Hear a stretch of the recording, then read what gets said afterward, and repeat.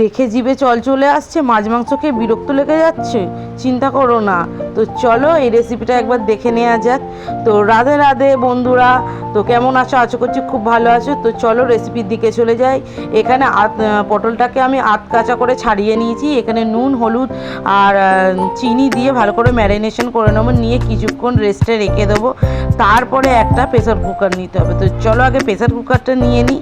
তো এই যে প্রেসার কুকারটা নিয়ে নিয়েছি আমি। এরপরে 3টে টমেটো ভালো করে মাঝখান থেকে চিড়ে আর 5টা শুকনো লঙ্কা দিয়ে সিটি মেরে নিতে হবে। যে যেমন ঝাল খাও সে সেমনি দিতে পারো। তো কেউ চাইলে প্রেসার কুকারে নাও সিটি মারতে পারো, এমনি সিদ্ধ করে নিতে পারো। তো এদিকে প্রেসার কুকারে সিটি হচ্ছে, এদিকে আমি আদা আর কাঁচা লঙ্কা পেস্ট করে নেবো। যেহেতু কাঁচা লঙ্কা ছিল না, যার কারণে শুধু আদা পেস্ট করেছি। তোমরা একটু কাঁচা লঙ্কাও পেস্ট করে নেবো, যাতে স্বাদটা সুন্দর হয়। তো এখানে প্রেসার কুকার আমাকে দেখে সিটি মেরে দিয়েছে। তো এরপরে আমি প্রেসার কুকার থেকে টমেটো আর শুকনো লঙ্কাগুলো তুলে নেবো। তুলে নিয়ে কিছুক্ষণ রেস্টে রেখে দেবো। রেস্টে রেখে দিয়ে তারপরে আমি যেটাকে করবো সেটা হচ্ছে গিয়ে মিহি একটা পেস্ট করে নেবো। তো তারপরে কড়াইতে তেল দিয়ে পটলগুলো ছেড়ে দেবো, দিয়ে ভালো করে নাড়াচাড়া করে ভেজে নেবো। ভেজে নিয়ে তারপরে তুলে নিতে হবে। তো তোমাদের দাবা করে বলছি, মানে পাতে একটাও ভাত থাকবে না, এমন রেসিপি এইটা। তো তারপরে পনিরটা এখানে গ্রেট করে নেবো।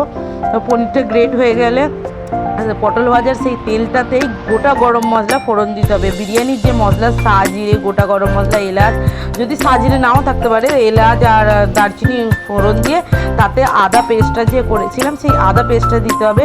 ঘরে কাঁচা লঙ্কা ছিল না, 2টো দেখলাম ছিল, সেই জন্য দিয়ে দিলাম। তাতে তেজপাতা দিলাম, দিয়ে ভালো করে একটুখানি কষিয়ে নিয়ে তাতে পেস্টটা দিয়ে দিলাম। টমেটো আর শুকনো লঙ্কা যে পেস্টটা করেছিলাম সেই পেস্টটা দিয়ে দিলাম। দিয়ে কিছুক্ষণ দেখো একটু ফুটে তেল ছাড়তে তাতে নুন, হলুদ গুঁড়ো, ধনে গুঁড়ো, জিরে গুঁড়ো, কাশ্মীরি লঙ্কার গুঁড়ো, এখানে আমি আলাদা করে লঙ্কার গুঁড়ো দিইনি, যেহেতু শুকনো লঙ্কা দিয়েছি। সামান্য নুন দিলাম, নিয়ে ভালো করে একটুখানি কষিয়ে নিয়ে ভাজা পটলগুলো আমি তাতে দিয়ে দেবো। তো এখানে ভাজা পটল দেওয়া হয়ে গেছে। দিয়ে ভালো করে কষিয়ে নিয়ে তার মধ্যে গ্রেট করা যে পনিরটা ছিল সেই পনিরটা দিয়ে দিলাম। পনিরটা দিয়ে এখানে ভালো করে নাড়াচাড়া করে একটু গরম জল দিতে হবে। তো বন্ধুরা, এমন নতুন নতুন রান্নার ভিডিও দেখার জন্য আমার চ্যানেলটিকে ফলো করো, লাইক করো, শেয়ার করো। তো সামান্য এতে একটু চিনি দিয়ে দিলাম।